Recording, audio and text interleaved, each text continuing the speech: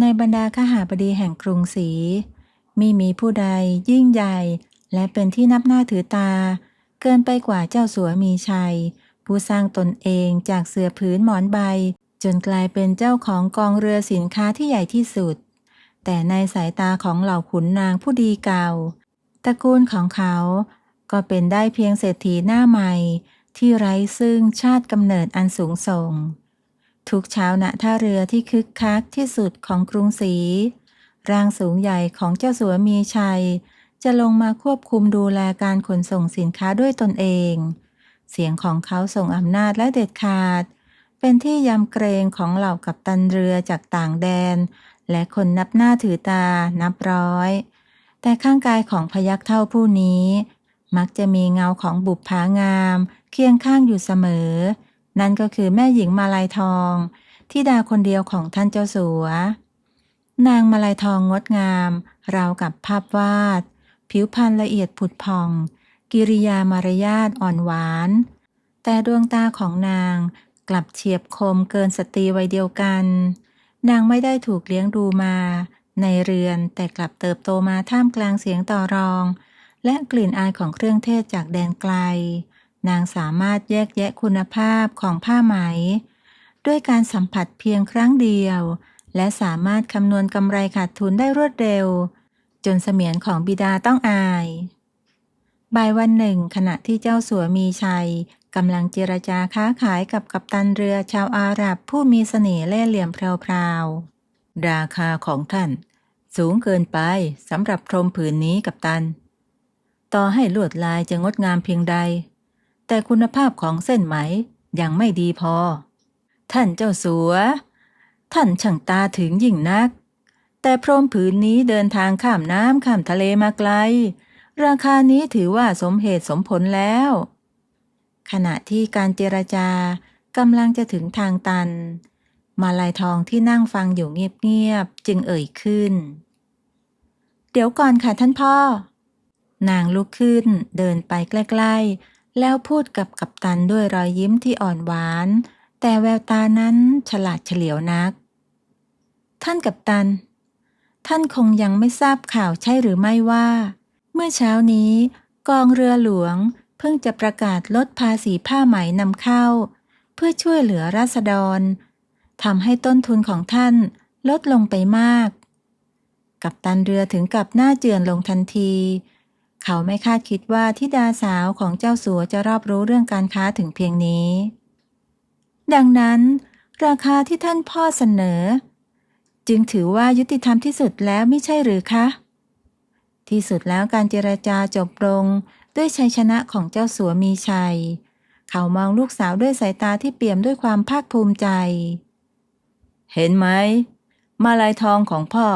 เก่งกาจที่สุดลูกเพียงแค่ใช้สิ่งที่ท่านพ่อสอนมาเท่านั้นเจ้าค่ะแต่ลึกๆแล้วในใจเจ้าสัวนั้นมีเรื่องกังวลใจเพียงเรื่องเดียวเขามีเงินทองมากมายพอที่จะซื้อทุกสิ่งอย่างได้แต่สิ่งเดียวที่เขาซื้อไม่ได้คือชาติกำเนิดอันสูงส่งความปรารถนาสูงสุดของเขาคือการได้เห็นมาลัยทองแต่งงานกับขุนนางผู้ดีมีศักดิ์เพื่อที่ลูกสาวของเขาจะได้อยู่ในสถานะที่ไม่มีใครดูแคลนได้อีกต่อไปแต่ด้วยความปรารถนานี้ที่ได้เปิดประตูต้อนรับชะตากรรมของชายหนุ่มผู้หนึ่งผู้ที่จะก้าวเข้ามาในชีวิตของนางในฐานะความหวังแต่จะนำมาซึ่งความเจ็บปวดที่นางไม่มีวันลืมเลือน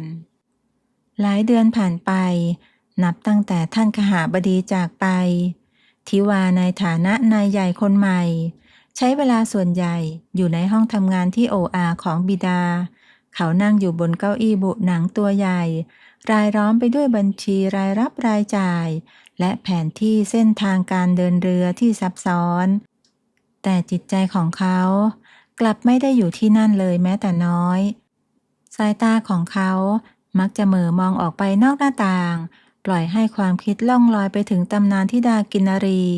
และความงามที่ถูกกล่าวขานนั้นจนทำให้การตัดสินใจเรื่องการค้าผิดพลาดไปหลายครั้ง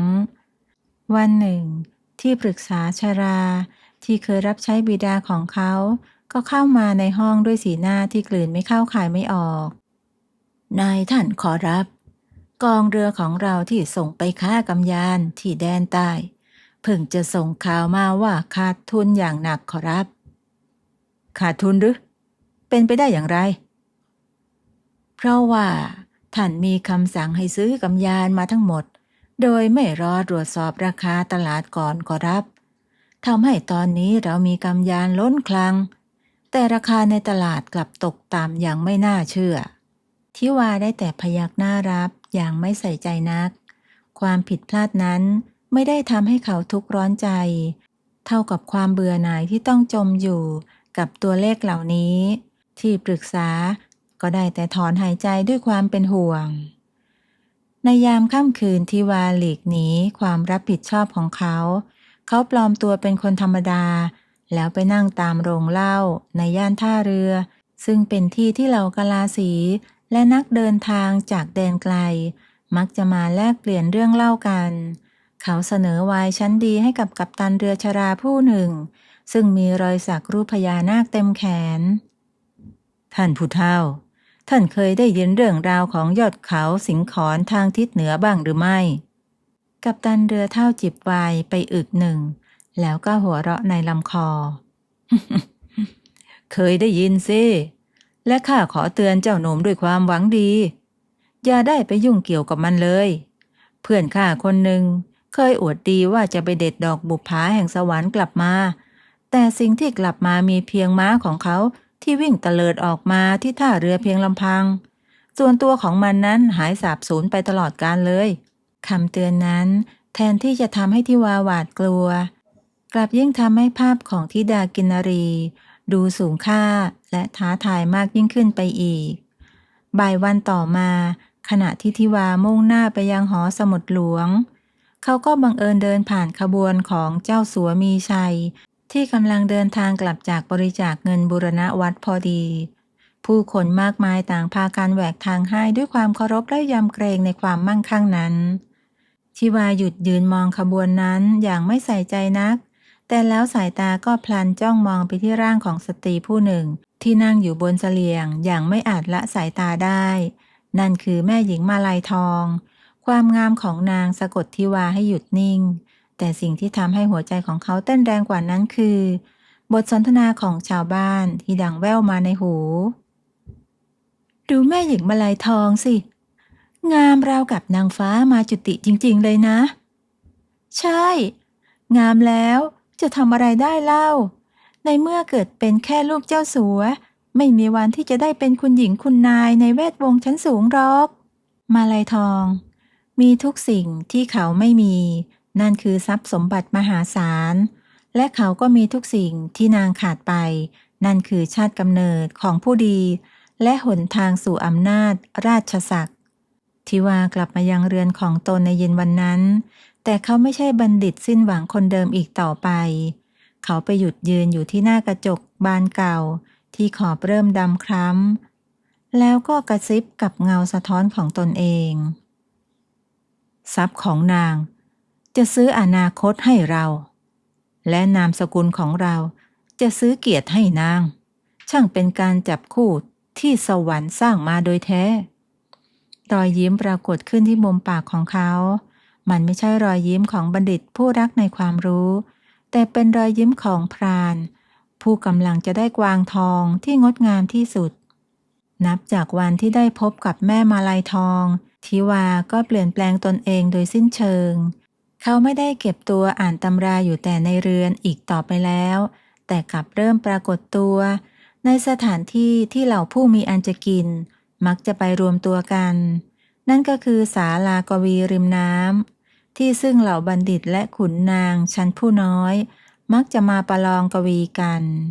ทิวาใช้เวลาหลายสัปดาห์ในการศึกษาผลงานของกวีเอกในอดีตจนแตกฉานจากนั้นเขาก็หาโอกาสเข้าร่วมวงสนทนาเขาแซงทำเป็นบัณฑิตพเนจรผู้ถ่อมตนแต่เมื่อถึงเวลาที่ต้องแสดงความสามารถเขาก็สามารถโต้ตอบบทกวีที่ซับซ้อนที่สุดได้อย่างเฉียบคมและงดงามจนเป็นที่เลื่องลือในหมู่ปัญญาชนในเวลาไม่นานและแล้วโอกาสก็มาถึงวันหนึ่งเจ้าสัวมีชัยได้พามาลัยทองมาฟังประชันบทกวีที่ศาลาริมน้ ทิวาซึ่งเตรียมตัวมาอย่างดีได้ขึ้นไปขับขานบทกวีที่เขาแต่งขึ้นมันเป็นบทกวีที่พรรณนาถึงความงามของสตรีที่สูงค่าแต่แฝงไปด้วยความปรารถนาของบุรุษที่ต่ำต้อยที่ยากจะไขว่คว้าดาวดวงนั้นบนฟ้าแต่น้ำเสียงและถ้อยคำของเขาตราตรึงผู้ฟังทุกคนโดยเฉพาะท่านเจ้าสัวซึ่งประทับใจในสติปัญญาของบัณฑิตหนุ่มผู้นี้อย่างยิ่งเจ้าเป็นหนุ่มที่มีปัญญาหลักแหลมยิ่งนัก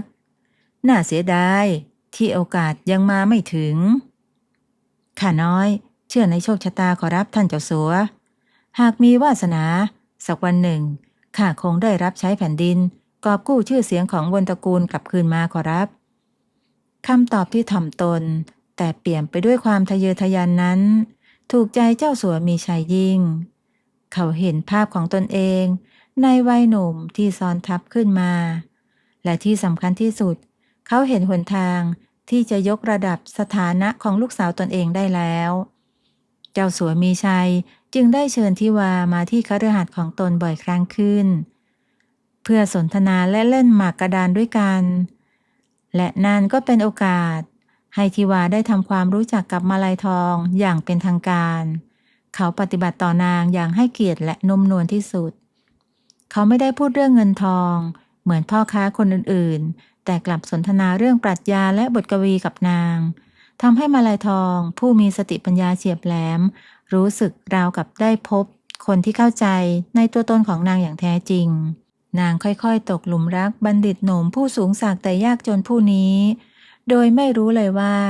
ทุกถ้อยคำของเขานั้นผ่านการคิดคำนวณมาเป็นอย่างดีแล้วในที่สุดทิวาก็ตัดสินใจมาขอมาลัยแต่งงานท่านเจ้าสัวข้าน้อยไม่มีทรัพย์สินใดๆมาสู่ขอแม่หญิงมาลัยทองข้ามีสติปัญญาและนามสกุลที่สืบทอดมาเท่านั้นสำหรับเจ้าแล้วปัญญาและชาติกำเนิดล้ำค่ามากกว่าทองคำใดๆข้าไม่ต้องการสินสอดใดๆแต่ข้ามีเงื่อนไขท่านเจ้าสัวโปรดว่ามาเถิดข้าน้อยยอมรับทุกประการข้าจะส่งเสียเจ้าทุกอย่างเพื่อให้เจ้าสอบเข้ารับราชการได้แต่เจ้าต้องสัญญาว่าจะรักและให้เกียรติลูกสาวของข้าตลอดไปไม่ว่าในอนาคตเจ้าจะมียศมีศักดิ์สูงส่งเพียงใดก็ตามและแล้วพิธีวิวาห์ก็ถูกจัดขึ้นอย่างยิ่งใหญ่ที่สุดในรอบหลายปีของกรุงศรีเป็นการผสมผสานที่สมบูรณ์แบบระหว่างทรัพย์สมบัติของตระกูลพ่อค้าและเกียรติยศของวงตระกูลขุนนางเก่าแก่ในวันส่งตัวเจ้าสาวเจ้าสัวมีชัยจับมือของทิวาเอาไว้แน่นจงจำคำสัญญาที่ให้ไว้กับพ่อให้ดีข้าขอให้ฟ้าดินเป็นพยานข้าจะรักและซื่อสัตย์ต่อภรรยาของข้าแต่เพียงผู้เดียวขอรับจะไม่ทำให้นางและท่านต้องผิดหวังเป็นอันขาดขอรับมาลัยทองซึ่งอยู่ในชุดเจ้าสาวที่งดงามที่สุดได้ยินดังนั้นก็ถึงกับหลั่งน้ำตาออกมาด้วยความตื้นตันใจนางเชื่ออย่างหมดใจว่าตนเองได้พบรักแท้แล้วชีวิตหลังแต่งงานของทิวาและมาลัยทองเริ่มต้นขึ้นในคฤหาสน์หลังงามที่ท่านเจ้าสัวได้มอบให้เป็นของขวัญทันทีที่ก้าวเข้ามาทิวาประกาศอย่างชัดเจนว่าเขาจะอุทิศเวลาทั้งหมดให้กับการอ่านตำราเพื่อเตรียมตัวสอบเข้ารับราชการส่วนมาลัยทองนั้นก็ได้สวมบทบาทภรรยาผู้สนับสนุนสามีอย่างเต็มกำลังนางดูแลทุกสิ่งทุกอย่างในบ้านอย่างไม่มีที่ติตั้งแต่การควบคุมบ่าวไพร่ไปจนถึงการจัดสรรงบประมาณรายจ่ายในแต่ละเดือนเพื่อให้ทิวาสามารถขังตนเองอยู่ในห้องหนังสือโดยไม่ต้องกังวลเรื่องอื่นๆเลยวันหนึ่งก็ได้มีข่าวแพร่สะพัดว่าบัณฑิตหลวงผู้มีชื่อเสียงที่สุดในแผ่นดินได้เดินทางมาพำนักในกรุงศรีเป็นการชั่วคราวและจะเปิดสำนักติวเข้มให้แก่ผู้ที่ต้องการจะสอบเข้ารับราชการแต่ค่าเล่าเรียนนั้นสูงลิ่วจนมีเพียงบุตรหลานของขุนนางชั้นผู้ใหญ่เท่านั้นที่มีปัญญาจ่ายทิวาก็ได้แต่เปรยเรื่องนี้ขึ้นมาลอยๆด้วยความเสียดาย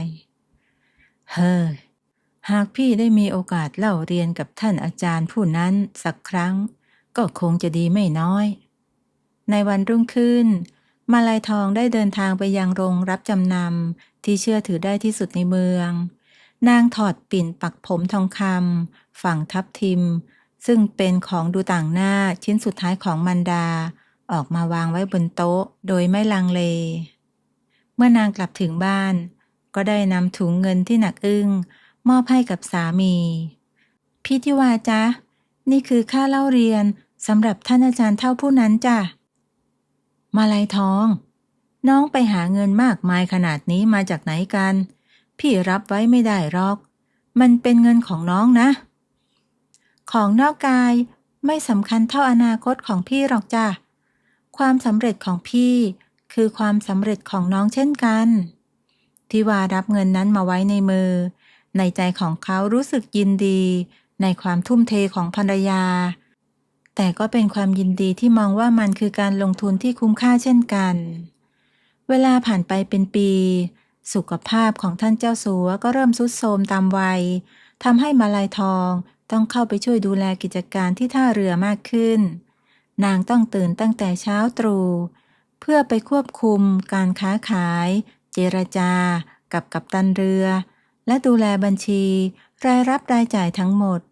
ความเฉียบคมในการค้าขายของนางทำให้กิจการของบิดาเจริญยิ่งขึ้นไปอีก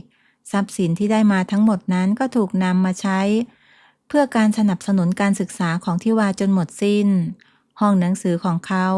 เต็มไปด้วยตำรับตำราที่หายากและผูกกันกับกระดาษอย่างดีที่สุดทิวาก็ได้แสดงบทบาทของสามีผู้รักภรรยาอย่างไม่มีที่ติเขามักจะออกมาจากห้องหนังสือในยามค่ำคืนเพื่อร่วมกินอาหารกับมาลัยทองเสมอ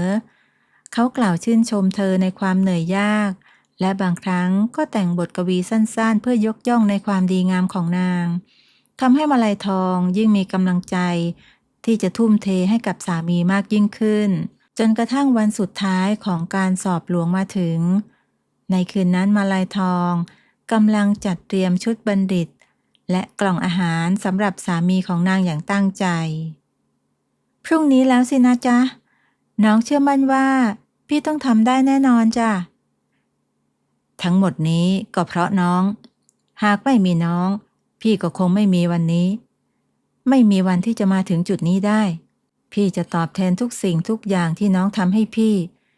จะไม่ทำให้น้องผิดหวังและต้องลำบากอีกต่อไปมาลัยทองเงยหน้ามองสามีด้วยแววตาที่เปี่ยมไปด้วยความรักและความเชื่อใจนางหลับไปในคืนนั้นด้วยหัวใจที่พองโตและเต็มไปด้วยความหวังวันสอบหลวงมาถึงท่ามกลางบรรยากาศที่เคร่งครึมและเต็มไปด้วยความหวังมาลัยทองตื่นแต่เช้ามืดเพื่อจัดเตรียมเสื้อผ้าอาภรณ์และเครื่องเขียนที่ดีที่สุดให้สามีนางบรรจงจัดกล่องอาหารว่างด้วยความปราณีตราวกับกำลังส่งมอบความตั้งใจทั้งหมดผ่านรสชาติของอาหารเหล่านั้นน้องจะรอพี่ต้องทำได้นะจ๊ะขอบใจนะจ๊ะน้องหญิงพี่ไปเพื่อเจ้าและท่านพ่อนะเขากล่าวด้วยน้ำเสียงที่หนักแน่นและแววตาที่มุ่งมั่นมาลัยทองมองตามสามีที่เดินจากไปจนลับสายตาณลานสอบหลวงบรรดาบัณฑิตจากทั่วสารทิศนับร้อยชีวิตต่างก็มานั่งประจำที่ของตนด้วยความตื่นเต้นหลายคนมีสีหน้าเคร่งเครียดและวิตกกังวลแต่ทิวากลับสงบนิ่งราวกับสายน้ำที่ไม่ไหวติ่งเขามองกระดาษคำถามที่เต็มไปด้วยข้อทดสอบความรู้ทางด้านปรัชญาการปกครองกฎหมายและบทกวีด้วยความรู้สึกของผู้กุมชัยชนะไว้ในมือ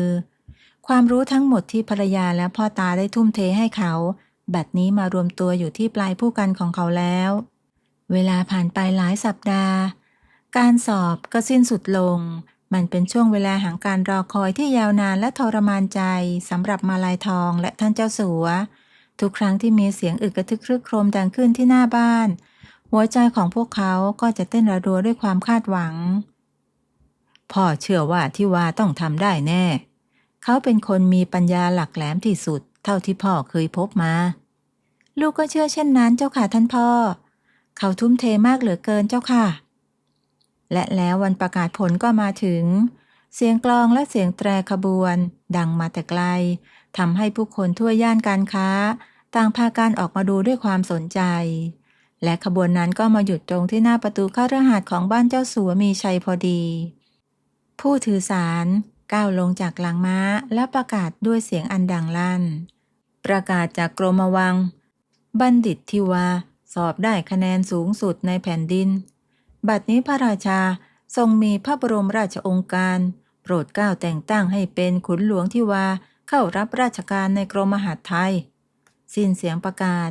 มาลัยทองถึงกับสุดกายลงนั่งกับพื้นด้วยความตื้นตันใจจนน้ำตาไหลท่านเจ้าสัวมีชัยหัวเราะออกมาอย่างสุดเสียงด้วยความภาคภูมิใจ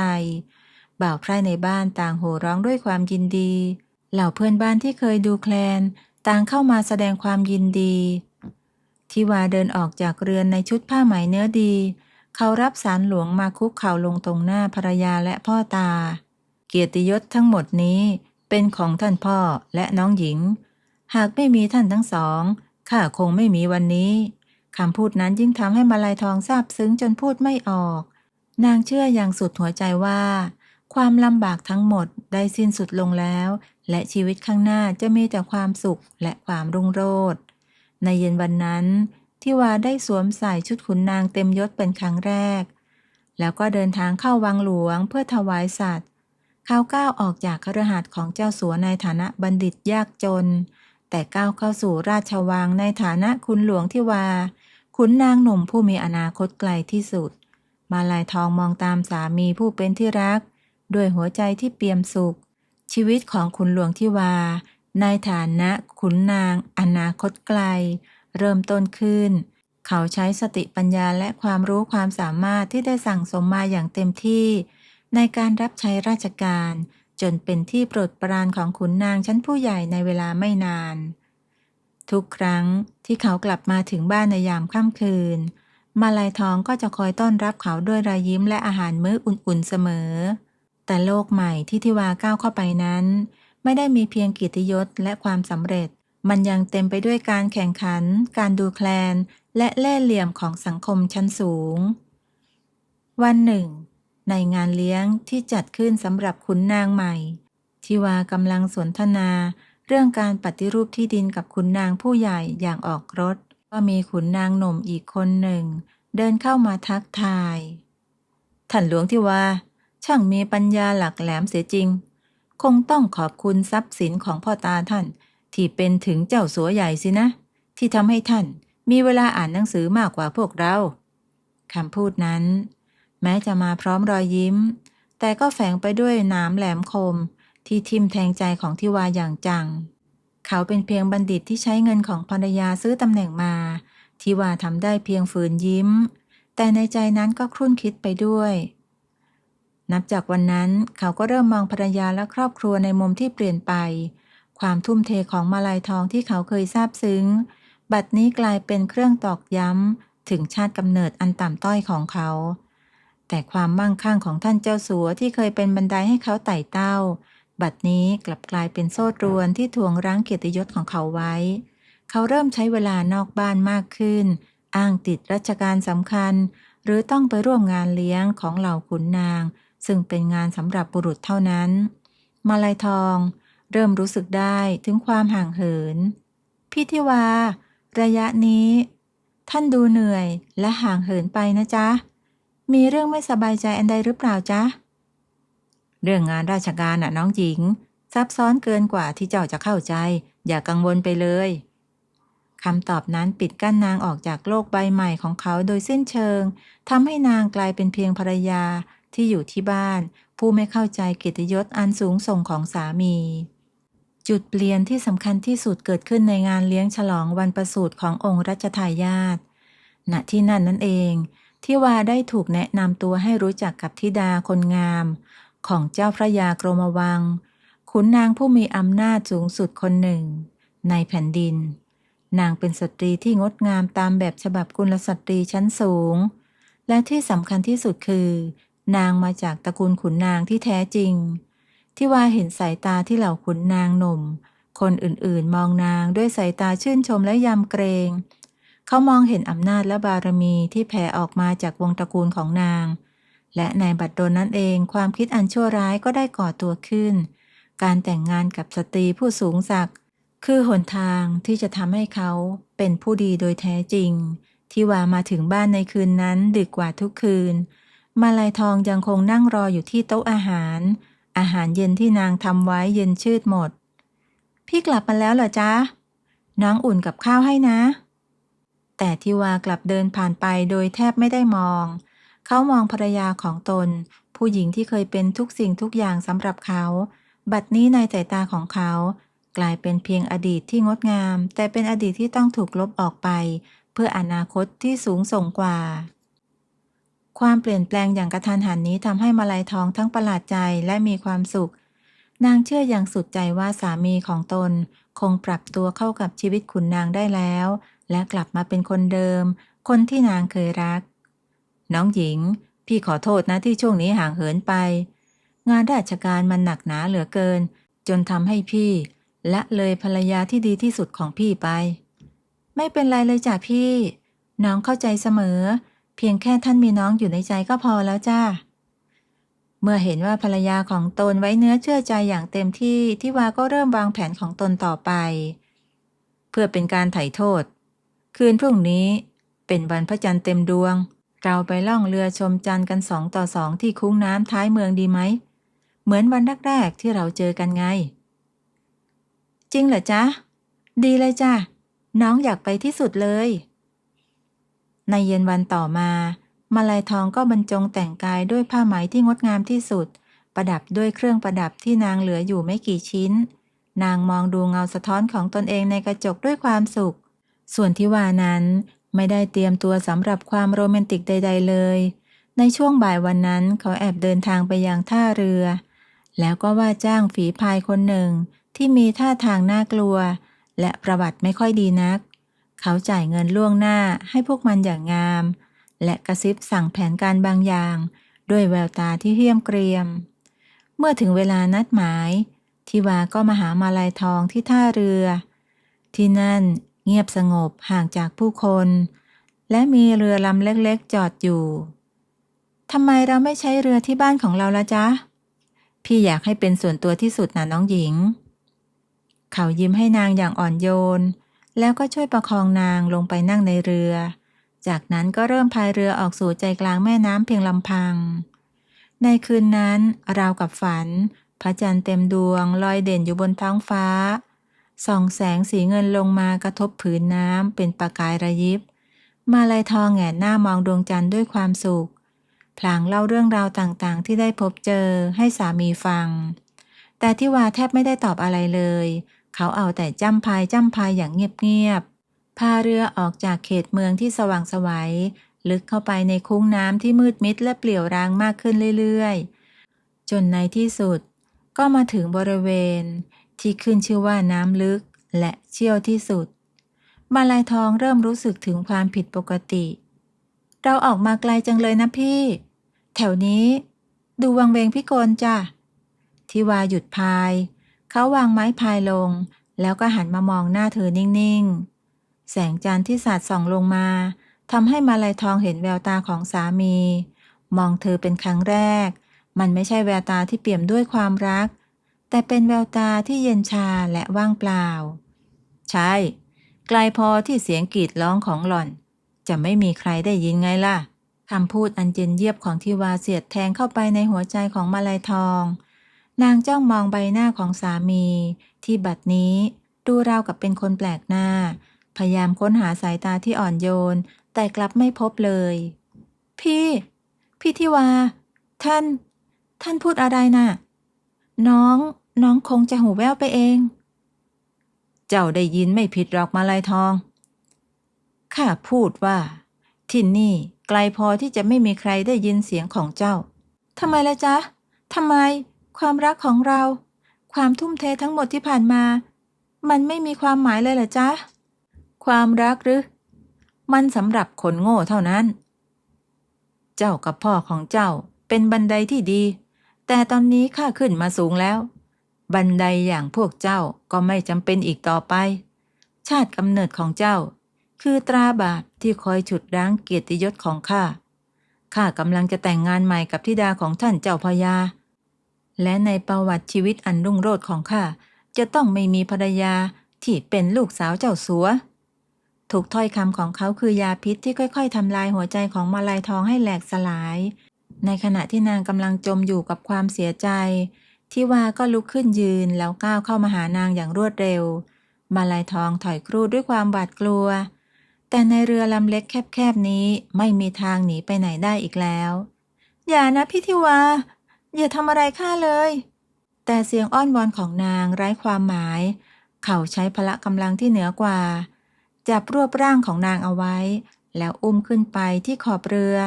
แล้วเขาก็ปล่อยร่างนางทิ้งลงไปในแม่น้ำอันมืดมิดและเย็นเฉียบความเย็นเฉียบนั้นทำให้มาลัยทองตกใจชุดผ้าไหมที่งดงามกลายเป็นเครื่องถ่วงน้ำหนักที่ทำให้ร่างของนางจมดิ่งลงไปเรื่อยๆภาพสุดท้ายที่เห็นคือ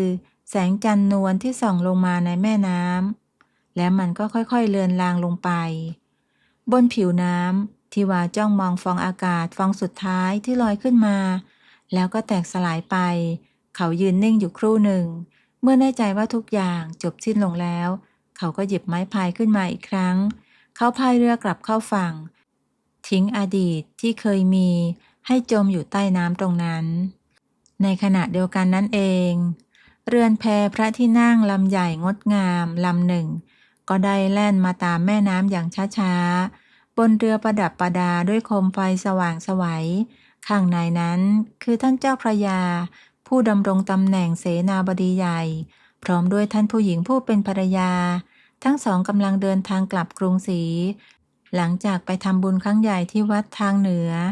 ทันใดนั้นฝีพายคนหนึ่งที่ยืนอยู่หัวเรือก็ได้ส่งเสียงร้องขึ้นท่านเจ้าคุณขอรับนั่นดูนั่นสิขอรับเหมือนร่างของคนเลยนะขอรับลอยอยู่ไม่ไกลลอยอยู่ตรงผักตบชวานั่นเจ้าพญารีบเดินออกมาดูที่หัวเรือทันทีรีบนำเรือเข้าไปเร็วเข้าหากยังมีลมหายใจอยู่ก็ต้องรีบช่วยนางทหารรับใช้และนายฝีพายรีบเดินเข้าไปแล้วก็ต้องตกใจเมื่อพบว่าเป็นร่างของสตรีที่ยังสาวและสวมเสื้อผ้าเนื้อดีพวกเขารีบช้อนร่างที่ไร้สติขึ้นมาบนเรือท่านผู้หญิงรีบเข้ามาดูอาการนางยังไม่ตายชีพจรยังเต้นอ่อนๆเร็วเข้าเอาผ้าห่มอุ่นๆมาตามหมอหลวงที่มากับเรือเราเดี๋ยวนี้เกิดความวุ่นวายขึ้นบนเรือชั่วขณะหนึ่งทุกคนต่างช่วยกันปฐมพยาบาลร่างที่เปียกปอนเวลาผ่านไป2 วันเต็มมาลัยทองก็ค่อยๆฟื้นคืนสติในห้องพักที่อบอุ่นและสะดวกสบายบนเรือนแพ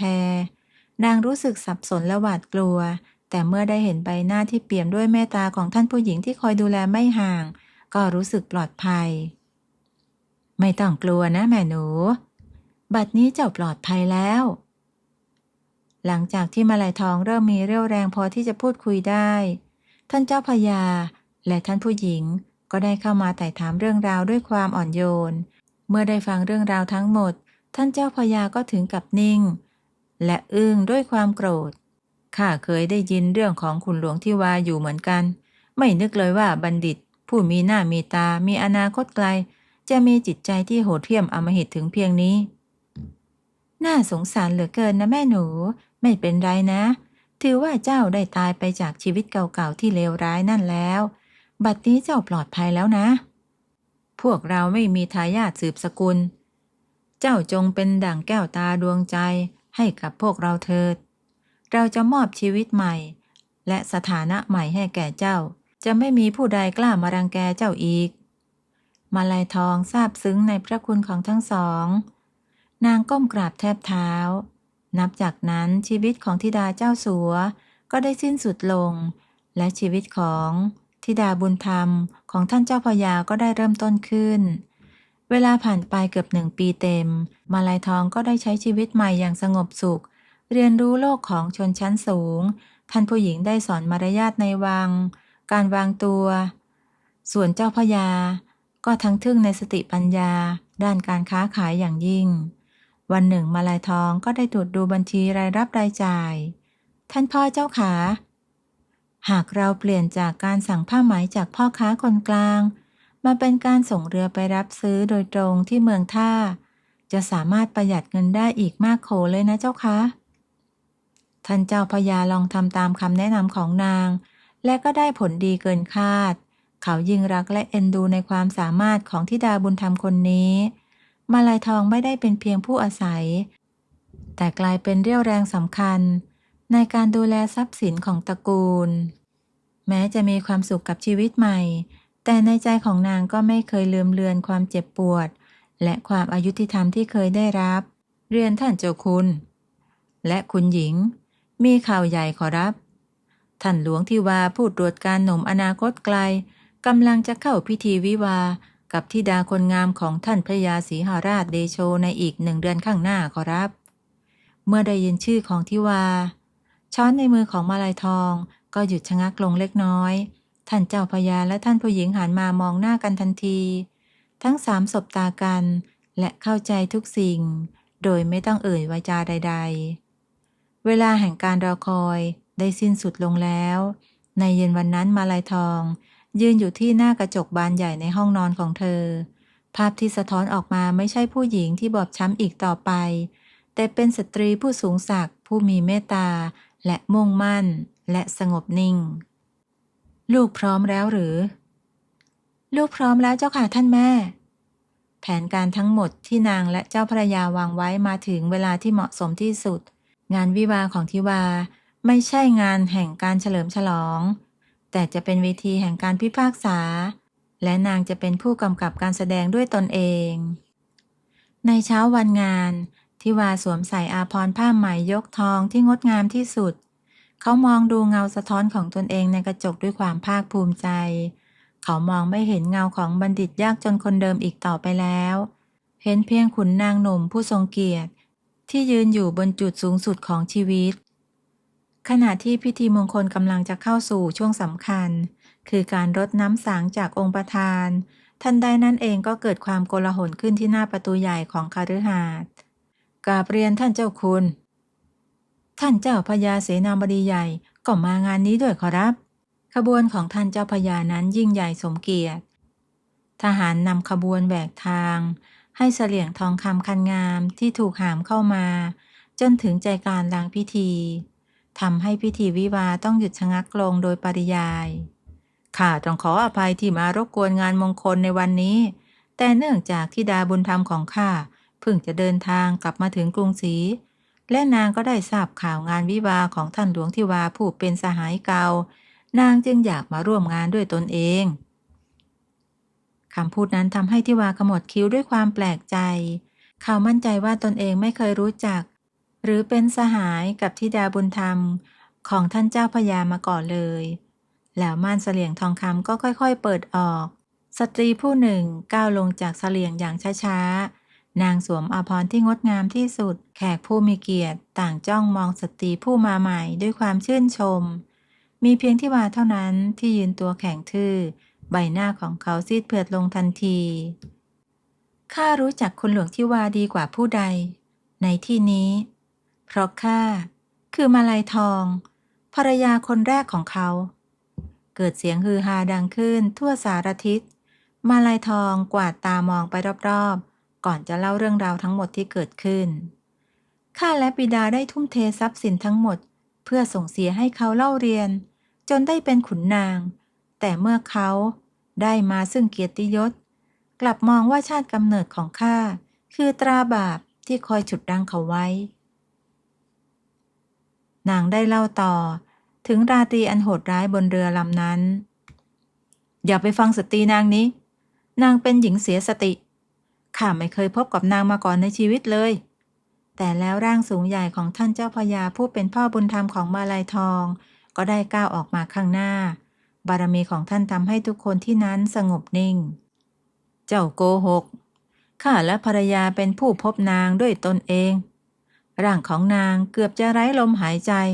ลอยมาติดที่เรือนแพของข้าแพทย์หลวงในขบวนของข้าเป็นพยานได้ว่านางเกือบจะสิ้นใจตายหากเจ้าไม่เคยพบนางมาก่อนแล้วนางจะรู้เรื่องราวในอดีตของเจ้าได้อย่างไรกันคำพูดของท่านเจ้าพญา เป็นดั่งตราประทับยืนยันความจริงทั้งหมดธิดาของท่านพญาผู้เป็นเจ้าสาวถึงกับกรีดร้องออกมาแล้วก็เป็นลมล้มพับไปท่านเจ้าพระยาผู้เป็นบิดาใบหน้าแดงก่ำด้วยความโกรธแค้นและอัปยศอดสูทหารมาจับกุมไอ้คนชั่วสามานนี้ไปมันหลอกลวงข้าและเกือบจะได้แต่งงานกับลูกสาวข้าเป็นเรื่องที่น่าอัปยศที่สุดทหารยามกรูเข้ามาจับกุมตัวทิวาเขาพยายามดิ้นรนและร้องปฏิเสธแต่ก็ไม่มีใครฟังเขาอีกต่อไปงานวิวาห์ที่เคยยิ่งใหญ่กลายเป็นเพียงความโกลาหลมาลัยทองยืนมองภาพนั้นด้วยหัวใจที่สงบนิ่งนางไม่ได้รู้สึกสะใจในโชคชะตาของทิวาแต่รู้สึกปลดปล่อยที่ความจริงและความยุติธรรมได้รับการเปิดเผยหลายเดือนต่อมานางมาลัยทองในฐานะธิดาบุญธรรมของท่านเจ้าพระยาก็ได้กลายเป็นสตรีผู้สูงศักดิ์และเป็นที่นับหน้าถือตาในสังคมนางใช้สติปัญญาด้วยการค้าขายที่บิดาบังเกิดเกล้าเคยสอนมาคอยดูแลกิจการของท่านเจ้าพระยาจนรุ่งเรืองยิ่งใหญ่ขึ้นไปนางเป็นที่รักและความเคารพของทุกคนนางได้เรียนรู้แล้วว่าเกียรติยศที่แท้จริงไม่ได้มาจากการแต่งงานกับผู้มีบรรดาศักดิ์แต่มาจากการยืนหยัดต่อสู้เพื่อความถูกต้องและคุณค่าในตัวเองส่วนที่ว่าผู้ทะเยอทะยานสุดท้ายก็ไม่เหลือสิ่งใดเลยนอกจากความอัปยศที่เป็นของเขาแต่เพียงผู้เดียวไปตลอดชีวิตจบบริบูรณ์